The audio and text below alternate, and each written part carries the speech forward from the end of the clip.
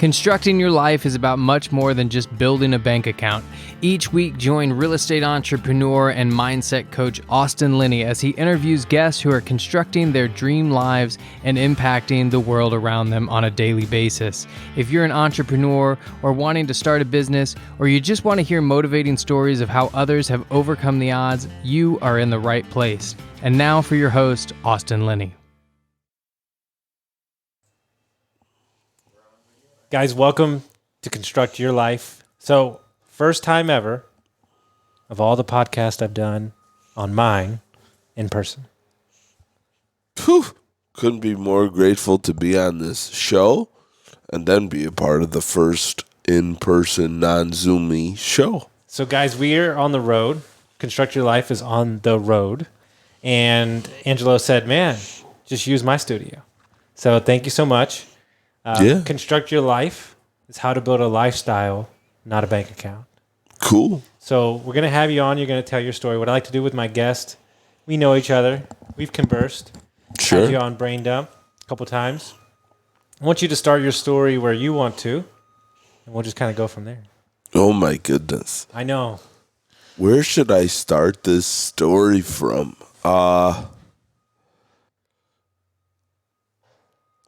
I'll start it from now, and then I imagine it will circle. We'll take a lap through. So, one of the things that I have chosen to do in my life is look back at my past, and any story that I had a label of bad per se or not favorable, I have reconstructed the story to actually be in my favor. And so I have story from before I was born even that gives my persona and character even a higher elevation. And I did that on purpose to help me create who I am now and recreate who I am as an adult man. And that has really been my favorite part of all this journey. 2 minutes in, my mind's already blown. So we know where we're going because,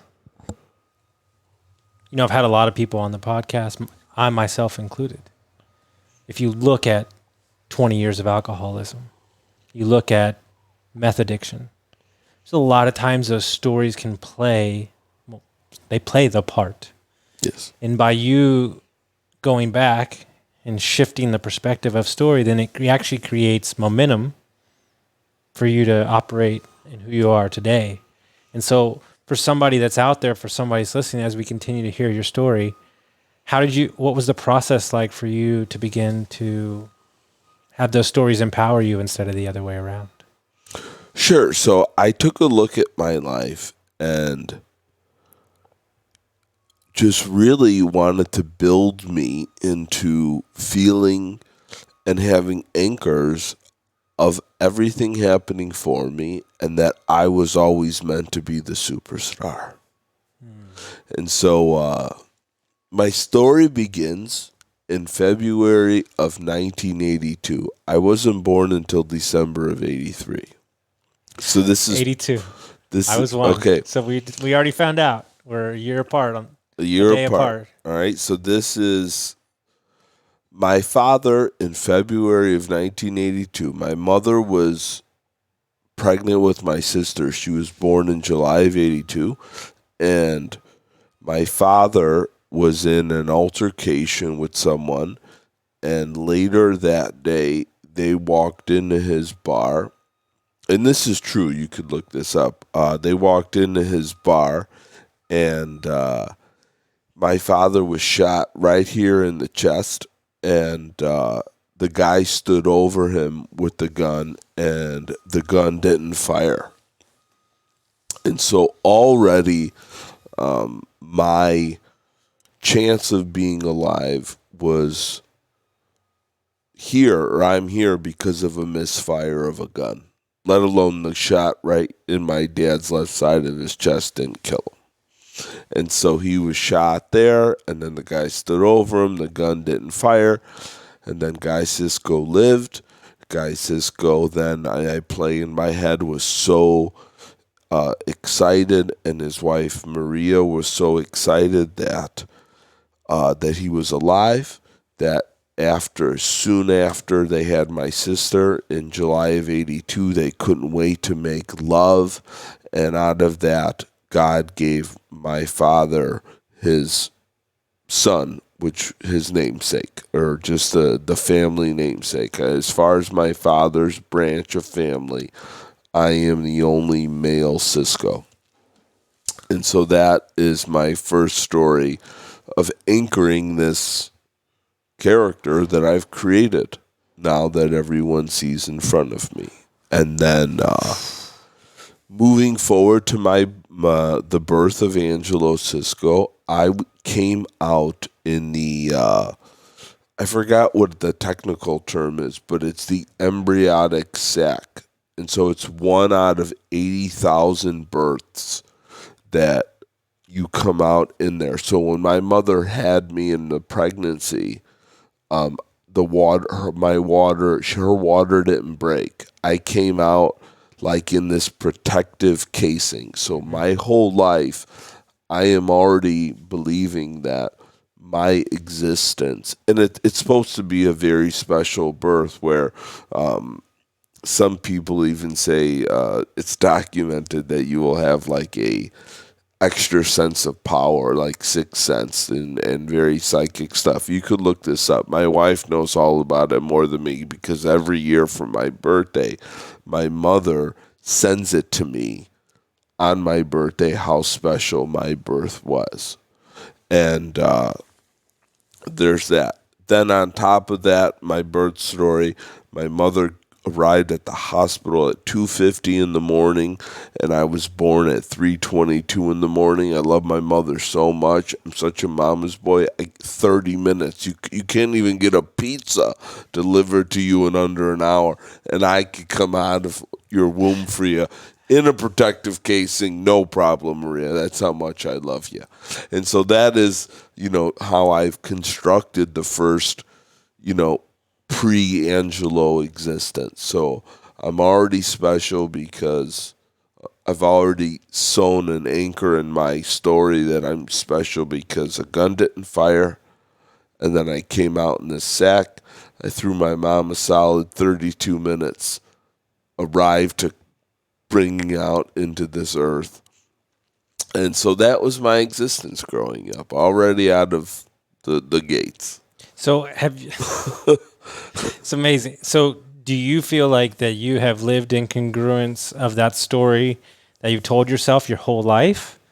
Or has this been the last couple of years that you went back and reframed that story? Or was it? My mother pumping me up about the sack thing has always been my thing. My mother is an exceptional manifester, hypnotizer, more than she ever really could imagine. My mom's the same way. Yeah, and she won't admit it to herself, but yeah. No. But the truth is if my dad was a gangster for my mother, he would have done much better. He would have probably never went to jail. My mother doesn't even realize how sharp she is. And my mother also used song to help me have a spell about me. And so she used to sing me a song. She said, "Angelo, I love you so. You're such a joy, my special boy." And that was the song she sang to me. So I always felt that I was just a little bit different and a little more special. And then as I gotten older, I realized that was such a big thing for my mother. And then that helped me want to get deeper into all these stories and change them because, man, these anchor things with my mother have always helped me feel better and even more confident and have a higher sense of self-esteem about me. And where's the line between self-esteem and ego go? And how close is it intertwined? Great. What a great question. Here is how I look at the difference. One, I don't think having an ego is a bad thing. I don't think being selfish is a bad thing. I think being selfish without consideration and accommodation is a poor thing for a man. I do not believe having an ego is a poor thing, because an ego actually is the first. If we do not have egos, we do not advance as people. 1,000. So ego is a wonderful thing. Too much ego is not a good thing. Just like fire is a great thing, fire also could burn this place down. And so it's the over-attachment to ego, over-attachment or overuse, and oftentimes misuse, which is usually caused by misunderstanding or not having a good sense of awareness, that really holds these things back. I really love having an ego. Why wouldn't you want to have some sort of beautiful belief in yourself that you are meant to be, that you are chosen? God put you here for something very special. Yet what I do is because I'm meant to be special doesn't mean you're not, Casey's not, or Ryan's not. I believe that we all have access to this, and that's the difference. 100%. I agree. That's the difference. And I think that as you coach people and I coach people, and I think at the end of the day, and back to the highlight of this talk, is the stories, these stories that they're telling themselves. You know, I think I spend 90% of my time as a coach going, bullshit, bullshit, bullshit. Okay, would you like to talk about why we're really here? Yeah. And it's these attachments, but it's also these things that they've created in their mind. Because what really got me to get sober was when somebody got in my face and said, listen, there's what happened, and then there's what the stories that you put on top of the 20 years of what happened. If you could just go back to what happened, deal with it, take ownership, then you can move on from it, and the stories dissipate. Yep. So anybody that's out there listening to add the most value, how do you change the narrative of the stories in your head? What's the start? Oh, great. So take a look at any story. This is so simple. It's rather funny to me. Is take a look at any story that you would label as bad. Any story you would label as bad is more than likely bad because you think it happened to you. If you then rewrite the story how it happened for you, you're grateful for it. So then, when I was in the midst and most of the youth of my life, my father was in prison, and the things that were happening there were happening to me. And then as I got older, they were all happening for me. Now I'm grateful for the experiences. And so it's moving 2 to 4 takes you from a victim to gratitude.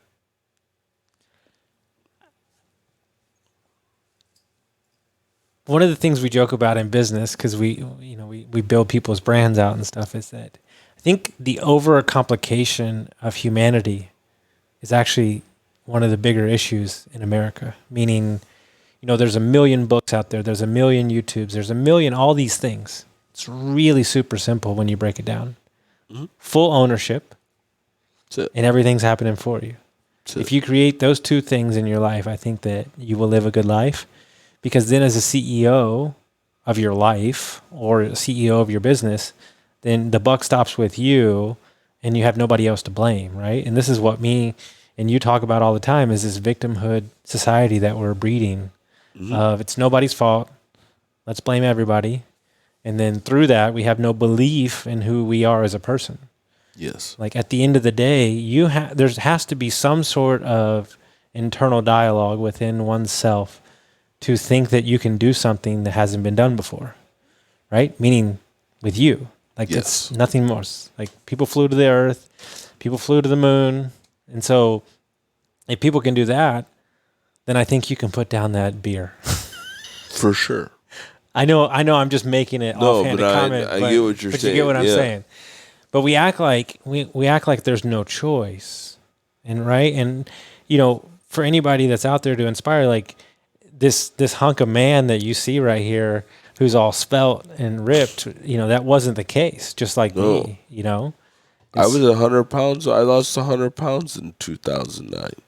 And so these stories are so easy to share because we've lived them. Yes. And so it's super easy, as everybody says. They say, oh, it's just y'all just sitting here talking about it. No, we're sitting here talking about it to give you empowerment to share a story so we can hopefully inspire you to do the same.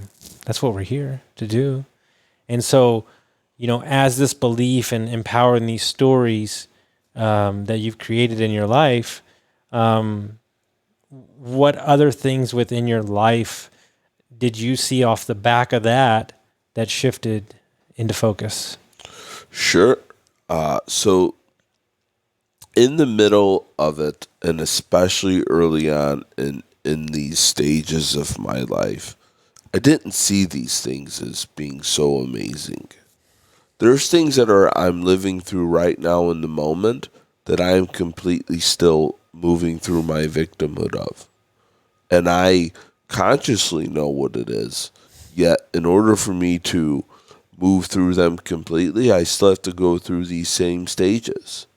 There is an opportunity for awareness. You gain awareness. Then once I have awareness, then I can move into acceptance. Once I could start accepting my reality, I can move into what I like to call, just finally taking responsibility for the reality. And then the ultimate form of acceptance is something that I call grace, loving acceptance. And that means no judgment. We remove judgment, we have grace. Grace is the breath of God, the breath of the divine. For anyone that really looks it up, it's an absolute beautiful word and amazing. And then once we have grace, we can move into gratitude, which is a for me and then not a to me thing. And that is the healing journey. And for many people that may hear this, if it's anyone listening to this and they're poo-pooing this or thinking that it's just, it's easy for you, you're more than likely in an opportunity for awareness phase, which means that there's ignorance. And ignorance to me is a really misunderstood word. Ignorance is just being blind to something. Not that you're a bad person. It's a fixed mindset. Yeah, it's unawareness. You're I was ignorant. There's things that I am ignorant to right now in my life that I will learn to become aware of, that then I will have to go through this acceptance phase. Because the hardest phase for me is the awareness to acceptance. For me, that right, just moving from, okay, I didn't know this was going on. That really stinks. Then there's like, oh man, I've been doing this. Now that really sucked, because that to me is the beginning of the underworld, where I could go into my darkness, because then I move into some form of self-deprecation. I loathe. I feel bad for myself. I'm angry. That's, to me, the number one thing that we address in addiction or changing a behavior is the spiral. Yes. What you just described was the spiral. Yes. And that's the death. Oh, the worst. Because in my life, that used to last for weeks to months. Oh, man, I could go down a doozy right now. I mean, crap. You know what I mean? And the thing about what I just said and walked people through this opportunity for awareness. It was the most put together explanation of how to handle something I've ever heard. Thanks, bro. Yeah. Yeah. And so moving through this is a cycle that never going to go away. Never. And so this is why when you hear me say multiple times, anybody, wake up if you fell asleep. Self-awareness is the ultimate gift for the rest of your life. It's the doorway. It's the doorway to everything that you do. Yes. And this lovely human that's sitting over there, who's dating me, knows that I am one of the most stubborn sons of bitches that you ever met. But I'm at least self-aware, and Yes. maybe it won't change overnight, but I want to. Yeah. As long as, the awareness really is an act of a witness. And so in order to do awareness, you must be a witness. Be a witness to yourself. And then most things could actually start working itself out. And it's on the back of, I just did a podcast about this 2 weeks ago. It's on the back of the grace comment. And so I would say, if I had to venture, and I don't have them, every one of them in my head, I would say the number one thing that my clients say about me, the number one thing is there's no judgment. Yes. It's the number one thing. They like it. When's the last time you had somebody in your corner that doesn't give a fuck? I don't care if you dance around in pink panties and you ride elephants. I know I've just made up something, but what I'm saying is, I don't care. Let's get to work. For sure. But that's not the way we live society. It's, well, yeah, you shouldn't do this. Who you don't know. Yes. Nobody knows. And it's all you, ultimately. Okay, so here we go. You ready? Grace. So I'm writing a book. Okay. Rick's helping me write a book. Me too.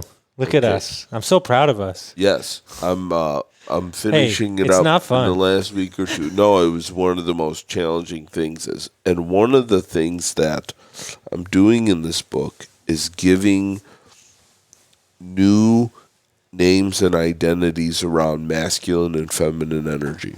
Mm-hmm. Because I've often found that because of the names of the frequencies, that people give a gender bias to them quickly. And then it takes them out of the room or out of what we're trying to teach, especially in my programs, because of, what do you mean? Feminine? I don't want to, it has nothing to do with gender. The ultimate expression that's going to be a part of the book of feminine energy is grace, loving acceptance. And that, to me, is the ultimate mother. And it's the number one thing that men have a problem with. For sure. You want to hear a crazy story? Yeah. And I can't even explain it. And to this day, don't want to try to. Don't really understand it. Don't really get it. The moment I got separated from my wife, I went on a trip.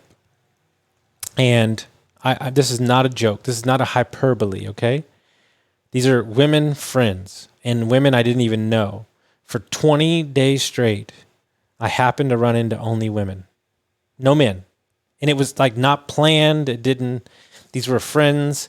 And it was this weird time in my life where I realized that I've never actually been truly accepted or loved 100% by a woman. Mm-hmm. Right? And that's the gift that this lovely human being is giving me, I'm really good at giving it. Really good at giving it unconditionally. But personal acceptance, right? And so the question is, as a man with your ego and your bravado and all this shit, you're really doing that because you're scared. Totally. You're acting a fool with your loud car and your fucking loud mouth and your cussing and your bullshit. And I'm guilty. That's why they call me the rhino, so nobody can understand how much the house of cards underneath is really, and now it's gotten to a point where you do enough self-exploration and enough self-work where the acceptance of the accolades, not from an ego point of view, but from a pure of, I showed up for my clients and I did them. I just got one before this that I've been waiting. I asked him 2 months ago and he's like, I just need the headspace to write it. It's I read that and it's dude, that's in a total transformation of one's life within his aspects of a husband and a wife and all these things, right? And so the way that takes place, and the way that it takes place, what you do with your clients, is a total acceptance of that we're all here to do the same thing. Mm-hmm. But society doesn't operate that way. It's what can I get out of you, and then what's it going to make me look like over here, and so on and so on. Instead of just saying there's no ulterior motives, no judgment. Let's go to work, and let's not give a shit how it looks. When you're talking about women and feminine generals, that's why I always dreamed of opening a restaurant with no menus. Nice. And we serve what's fresh. And the reason is that people walk around and they say, no, I don't like that. I don't like that. Totally. You sure about that? We're talking about alcoholism, but I just use it for context. I used to have people come to me all the time and they say, I hate rum, tequila, and gin. And I'm like, no, you don't. You've had shitty rum, tequila, and gin. Yes. And so in life, that's in general. Even personal development can be like that. Well, I hate personal development. I went to this seminar and they took my money and they didn't help me. Well, yeah, of course you hate it. I mean, don't you feel like half the time in the coaching space, I spend 60% of my time trying to, fight through the shitty coaches out there? We have as humans, we have this uncanny over-attachment and identification to our bad experiences of our past. And they could cut us so sharp and leave such scars that it becomes who we are. And like you said about food, when people are like, oh, I don't like that. And I'm like, well, tell me why. And they're like, well, when I was 7, I'm like, dude, what do you think this has to do? I'm 37. This is 30 years later.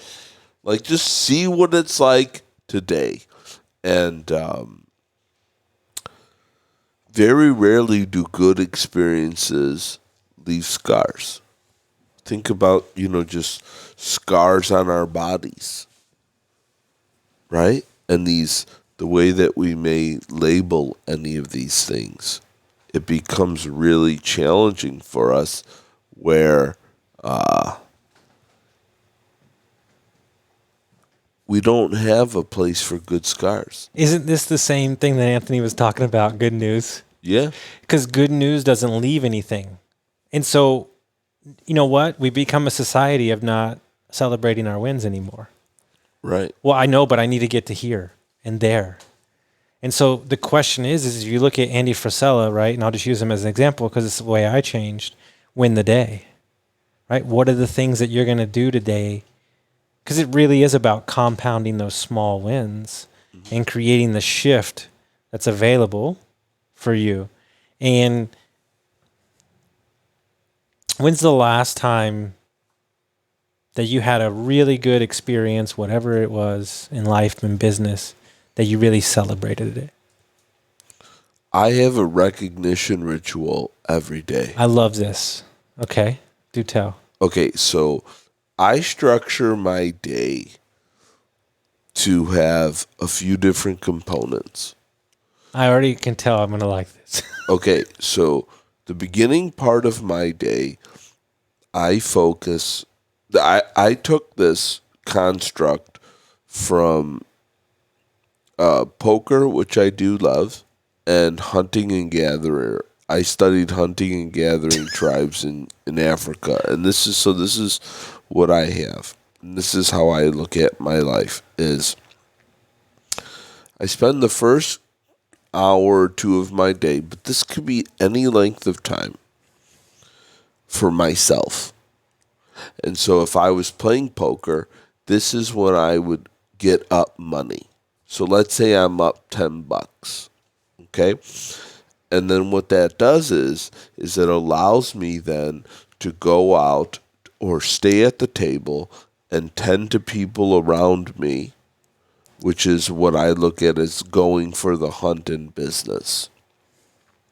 And I take care of what I have to take care of. And I'm also at a place where I could sit at the table and not be attached by my feelings, and I could give away a few bucks. Because I know that you have a mortgage to pay, and this guy's got this and that. But I already know that I'm playing with money, that I'm winning. And so that's how I set up my morning stuff. No matter what a morning routine is, it should feel like you're up money, or that you're grateful and happy that you've tended to yourself, that you've tended to your feelings, so we could go out in the world not letting them boil over into something that's unnecessary. And especially, too, for a man, we have duties, responsibilities, and commitments that we must do and keep despite of our feelings. Yet if I've tended to my feelings and I've already made some bucks, I'm good. And then what I do before I go out for that hunt is I take an extra thought, and I go, there's 3 people that I may have key relationships with: myself, my wife, and my son.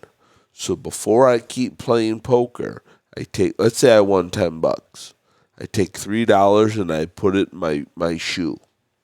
So now I only have 7 on the table anyway. So then I'm happy to go to the hunt and do what I got to do. And if someone drains me, I give them $1, give them $1, whatever. And then I get to my house and I go on my front stoop, but then I remember there's $3. And I look at those $3, and then I have a recognition ritual and go, God dang it, no matter what happened today, I took care of me, I got my relationships. And a recognition ritual for me is I like to put on 3 different songs that are anchors to me thinking about my mother, which is Grace, one that thinks about my wife, which is my heart, and then one that leads me towards my son, my big relationships. And then I usually have a little smoke as well, and I just take a few minutes to recognize these things. And through the songs and the smoke, I usually end up in tears. And then I go in my house and I tend to my relationships. And as far as like being a hunter, then that's when I come home and I'm dressing the meat. Like, let's say I went hunting, and then that's when a hunter would take a moment to be like, look at how beautiful this piece of meat is. And then when they got home, they presented this meat with love because they did it for the day. And then they knew they did it for the day. And then when I come home after that recognition ritual, that's why I get the big piece of chicken.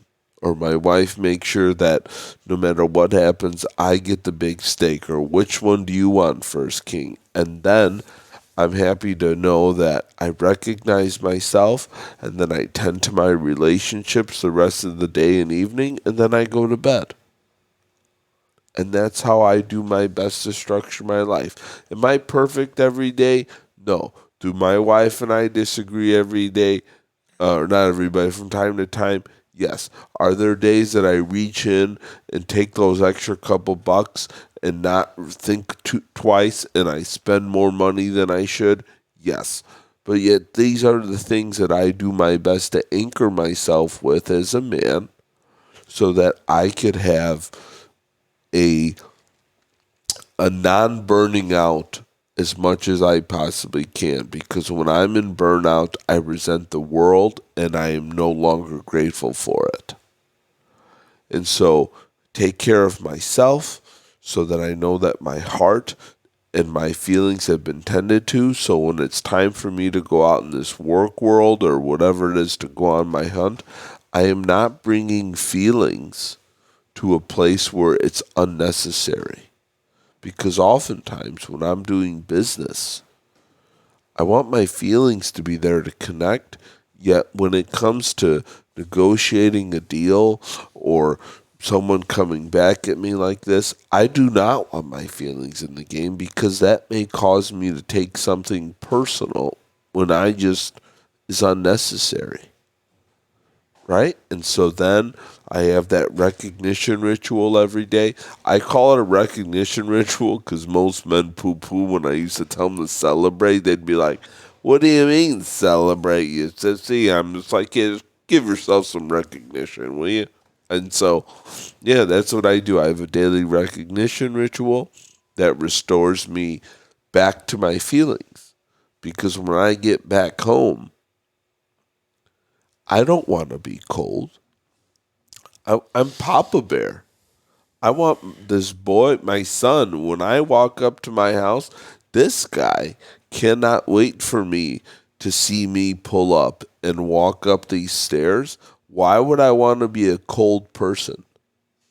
I want to be full in my heart because this little boy is screaming, Papa's home, and now it's time to party, right? And so that's how I put myself in this position to show up as best as I possibly can. No different than me, like I said in the very beginning of the show, me recreating these stories and tweaking them. It's all a choice.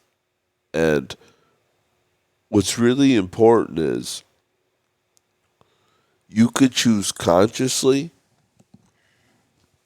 or not consciously. Either way, there's a choice being made, a decision being made.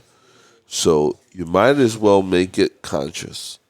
Yeah, it's an amazing point. And by the way, everybody that's listening to that, rewind that last 10 minutes. It's fucking gold. You should write a book about that too.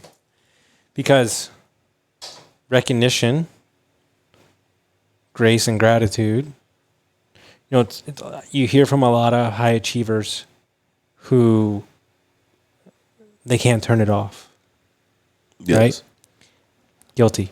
Same. But I feel like you have something there in kind of that, they talk about it all the time, that break. Like write those 3 songs. Like it's kind of like that. It's that marker Yes. to say okay, work's done, right? Because as an entrepreneur and as a driven person, the work's never going to be done. Yes. Ever. And so if that's the case, then how do we give ourselves the permission, per se, for lack of a better word, to be done, right? Because, and it's something that I preach all the time, especially the young ones, right? And I'm like, look, guys, you got especially if you're 23 and you're already successful, you've got 60 plus years. What is it for? Is there a deeper meaning? If that's not in the realm of where you're operating in, it's going to get real old real quick. And the way I equate it to is I call it personal body armor. I put on my armor in the morning for myself. But anybody out there that's struggling with showing up in the world like that, what would be your advice to them if they're looking to change, just even get started towards some more peace and more grace and judgment in their life? Like, where do they even begin? It's probably the number one thing people ask me. Where do you start? Think about what parts of your day you want to have a paintbrush in your hand, and think about what parts of your day will better serve you to have a sword in your hand. And then do whatever you need to do to put yourself in those positions. How do you consciously switch? Yeah. How do you do it? How do you constantly? So a lot of the music is anchors and triggers to bring me back to which one I need. So here's a really good example. So anchors and triggers are just parts of neurolinguistic programming. A lot of people have been talking. Frogs into Princes is the very first book about neurolinguistic programming. It's a seminar that they talk about this. It's somewhere up there. That's why I keep pointing to the bookshelf. Anyways, I have music when I'm walking to work that helps me know that it's time to take out my sword. It's a little more aggressive. It has some ego to it. It's my show out music. It's why I wear those Versace glasses at certain times, and then today I'm not wearing them because today I don't. Because we're hanging out with the family today. Sit, chill, we're chilling. Chill. I'm Angelo, Monday. regular deckler. Just don't need to be a killer today. See, babe, don't you think? And I was laughing because we talked about this on Brain Dump, like different mask. You're a different person than you were when I came here the other day. Yeah, it's totally okay. There's nothing wrong with it. No. But it's awesome to see that you're 100% comfortable flowing through both. Yes. It's not that I'm inauthentic. I just know what energy and also in who I'm supposed to be at this time. So when I show up at my house, I don't need to show up. I could swear on the show, right? I just want to make sure. I think I fit 30 in a 9-minute rant. So yeah. So when I get into my masculine, one of the songs that I like is "Illest Motherfucker Alive" by Kanye and Jay-Z. Haven't heard it. Okay, well, it's from the Watch the Throne album, which I really love, but Kanye goes, "Let me show you what I see when my eyes are closed." It's a very, even that line, and then Jay-Z comes on and says why he's the illest motherfucker alive, and to me, that's when I'm about to go pull out my sword. Well, ultimately, and I know you know this, but as a CEO and a coach and a leader of people, we have to shift into that role. Yes. It is nobody is going to hire me if they have the leverage. Totally. And so, coaching client this morning, right? Yes. He missed 2 calls in a row. I roasted him on a text, and he showed up today, and he's like, he's a little meek, and I was like, let me ask you a question. I asked him, I said, you're a high achiever. Do you know what the fuck you did? And he goes, yeah. I said, then we're done. Let's move on. I don't need to fucking tear your ass up. Then we got done. And he's like, I don't know why I fucking pissed off our call last week. He's like, I feel like $1 million. And I said, yeah, don't do it again, motherfucker. Just got off the phone. Some days they need me to show up and rub their back. And some days they need me to knock them off the fucking face. Yes. And so I have to know when it's time to punch and when it's time to cuddle. Yeah. And it's really rough. It's, what I found very interesting to me? I can do it and I enjoy it. But coaching women, coaching men, totally different game. Do you find it the same? I do not coach too many women. Yeah. Here's what I do is what you just demonstrated is, love is misunderstood often, where love could be a caress and love could be a slap. Mm-hmm. They're both love. Mm-hmm. And it's very important to know which one is which one is necessary for which. And also, too, the language that goes along with how to translate that love and communication skills. Mm-hmm. So if I'm coaching someone to be nurturing, I will use words like "I feel" and softer words that are more gentle. Yep. I encourage you. Beautiful, wonderful, soft, nice. Mm-hmm. And then if there is something that I am giving in a more slap sense, it's more direct. The words are sharper. They're quicker. You know what you did. We don't need to play. You got it? Or do you need me give you one more kick? What will it be? Great, then let's move on. Yeah. Yet if someone comes to me, it's all about harmonizing. Mm-hmm. And in order to do that, the language, how I lean in, how I lean out, the fluctuation of speech, how fast, how slow, it's all a dance. And it's a very important thing as a coach and a guide to to realize for me that I am leading the dance.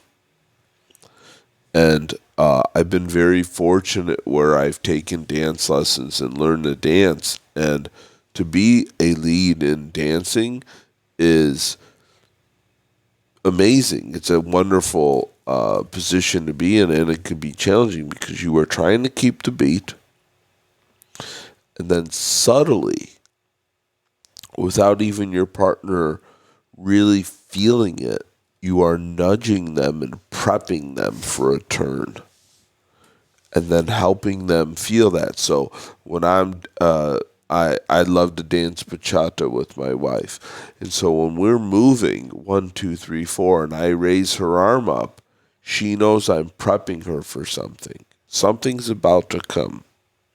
And then if I gently nudge her hand that way, she then starts realizing that I'm spinning her this way. Sure.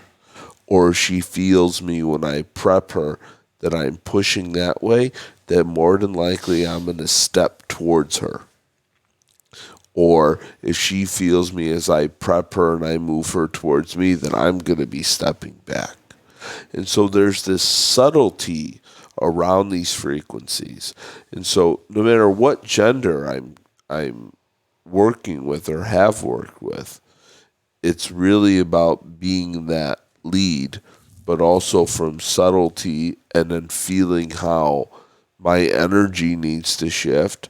And then when it comes to coaching, because it's not dancing physical touch, it's with my physicality.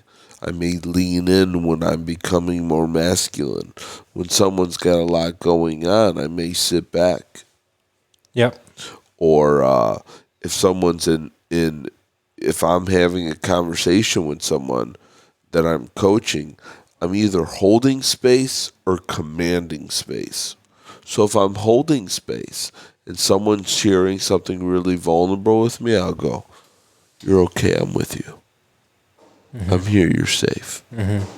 Yet if I'm trying to shift them out of their own behavior, I may swear. Yep. Just like what the fuck do you mean? To break a pattern. And that's the slap love. Yes. And so there's so much that really goes into the art of that and the skill of that. You said it. Me and Mark England said the same. It's an art. Oh, man. Yeah. And that's the real dance. It's my creative dance. Yeah. When someone can do it well. And it's ultimately, and I know you feel the same way, it's ultimately, I don't need you to know where I'm going because I know where we're going. And it might not show up for a month. Yeah. I just had a coaching client text me last week, and he's like, "Hey, I'm not going to lie to you. Separate from you, I've been like, I don't know what this dude's trying to teach me." And he's like, all of a sudden I heard something, and he's like, "I get it all." Yes. And I was like, yeah, I didn't need you to know where it was. I needed you to come to a conclusion on your own. Yes. Because if I just handed you the idea, then we're not getting anywhere. It has to be the realization within oneself. Exactly. Not the other way around. This is not high school or middle school. I'm not giving you the fucking answers. Can't.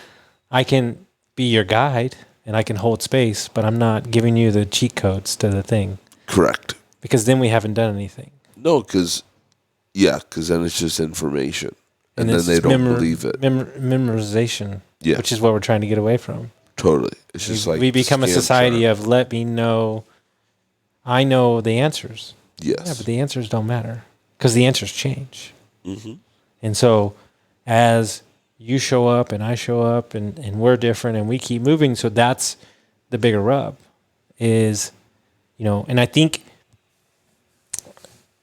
that's what makes entrepreneurship so interesting for people because it's never the same thing.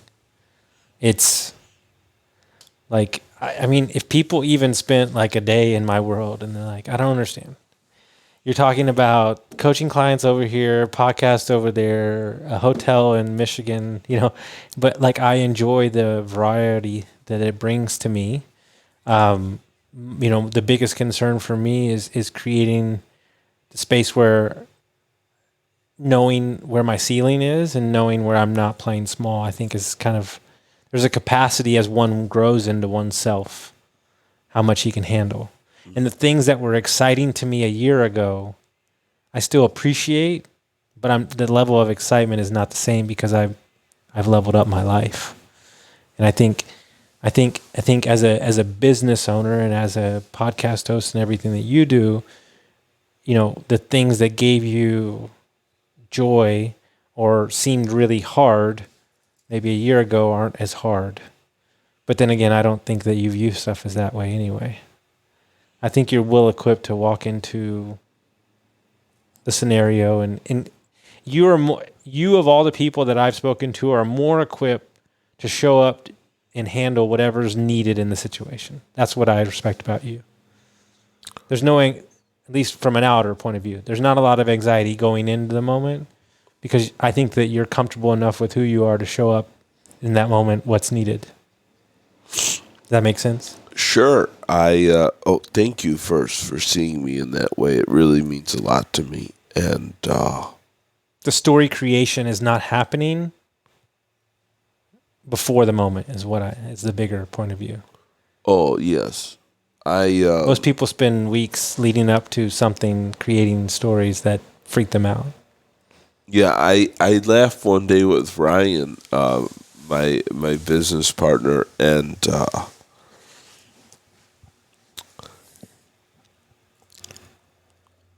once I was able to really shift these 2-4 stories, I've realized how much pressure and unknown that I could really be a part of and handle really well. And that's what gives me my real seed of self-esteem, is believing that all of these things happened in my life, and no wonder I am able to show up as such a confident guide. It's ultimate freedom.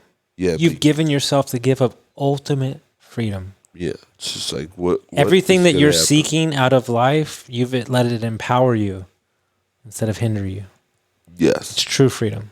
Yeah, it's if I had to describe it in a picture, if we created art, yes, it would be basically like you on the front of the Titanic boat, screaming with your hands out like this. Yeah, it's just as a funny reference. Yeah, no, it's what it really is my masculine energy. Masculine energy for me is trusting yourself at its highest form. Like, you trust yourself that you will keep yourself safe, and therefore that is it. You trust. And then once you could trust, you could then move to divinity, divine energy, which is faith or surrendering. And so that's for another time, because that's on my new motto. Right. Surrender. Right. That to me is, okay, so I've lived this life and all of this happened for me. So if that's the case, then ultimately it's all going to be okay. Right. It's just like, okay, I could let go in these moments and let them which unfold. Which is the scariest, but most impactful thing that you could ever do for yourself. Yeah. First, ultimately, it's the surrender begets the alchemist. Yes. So what we do is we take our past, we move it from a to me, for me, which is gratitude for the past. Once we've able to heal that, which is the ultimate healing of ourself and our feminine wound, we then could step into trusting ourselves, because that we've seen multiple times how well we've been able to show up, which then leads us to healing and developing integrity, which is belief that you are going to show up for yourself, which is the healing of the masculine wound.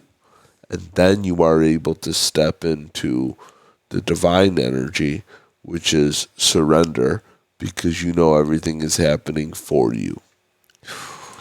And what's amazing about this is this is what the book is going to be about. This is the concept. I'm calling it the Alpha Hippie Code. And we all will get knocked off our horse every time we're going for a higher level of ourselves. Mm-hmm. I'm living it in this moment. Mm-hmm.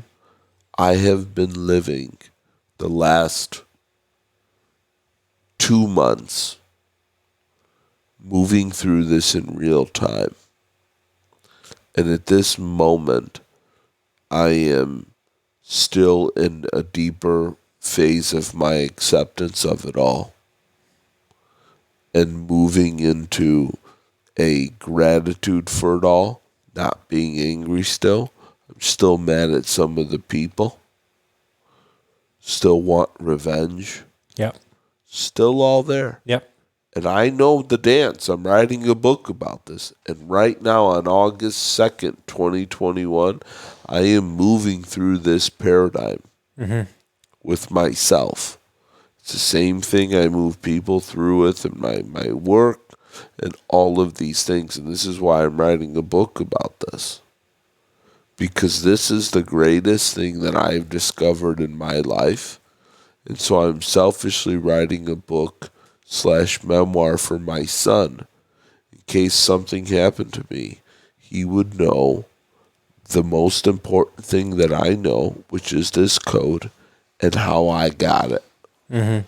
The journeys and the adventures and at one time the misfortunes that I went through to do this, because I do not wish for this boy to only think that his papa was a highlight reel before he became his papa. See, now you inspired me. Now I got to write mine.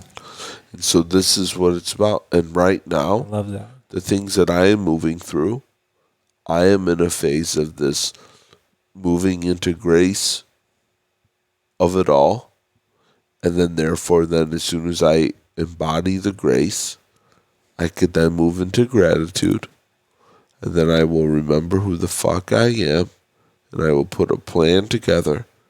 And then I will laugh at it all and surrender to the next level of discomfort. Then move through an opportunity for awareness, because there'll be something else I'm ignorant to. Mm-hmm. Move into then my self-deprecating to get to acceptance. Then I will start accepting. And then I will hopefully, just hope to move through this stuff quicker and not be resistant to it as I've gotten older. Mm-hmm. Because now I know the cycle of it all. Oh, I love it. And that's what Rick is helping me write this book on. And these are the things that I move through with everyone. It's just, there's the opportunity, there's awareness, we get to grace, we get to gratitude for the past, then we re-anchor that hero story that is early on in our lives, that we remember who we are, that we're capable, that we trust ourselves, that it's me, I want the ball with 5 seconds to go. I'm not passing it to daddy. I am daddy. Mm-hmm. And then, once I remember that I'm daddy, I have faith in life. I can let it all go, baby. Because I know that I'm going to show up because I'm prepared. Because everything's been happening for me to prepare me for what's about to happen. I love it. Can't do any more. We're going to stop it right there. It's perfect. No, I appreciate you, King. If people want to find out more about you, how would they do that? You got a lot of great stuff going on. Oh, my goodness. Anything under I Am Alpha Hippies, all the channels. We just released an amazing... so Alpha Hippies' mission is to help men go pro. Okay.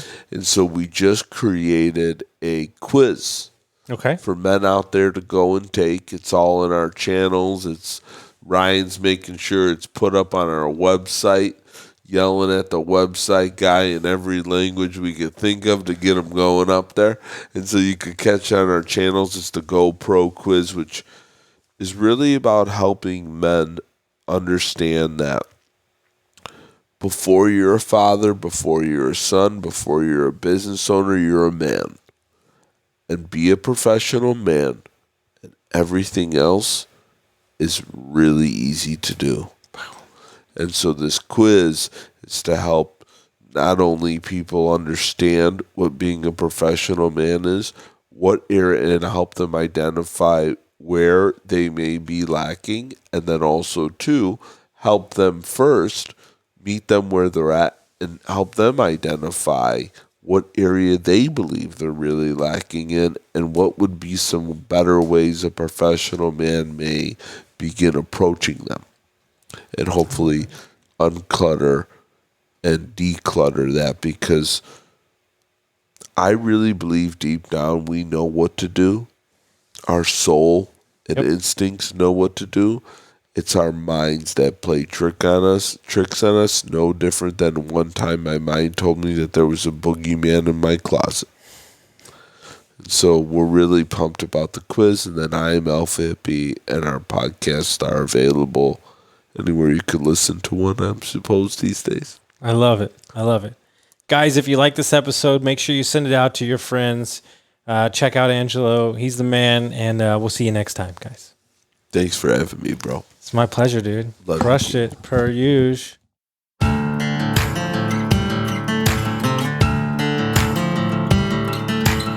Thank you for listening to Construct Your Life with Austin Linney. If you enjoyed this episode, be sure to rate, review, subscribe, and pay it forward by sharing with a friend.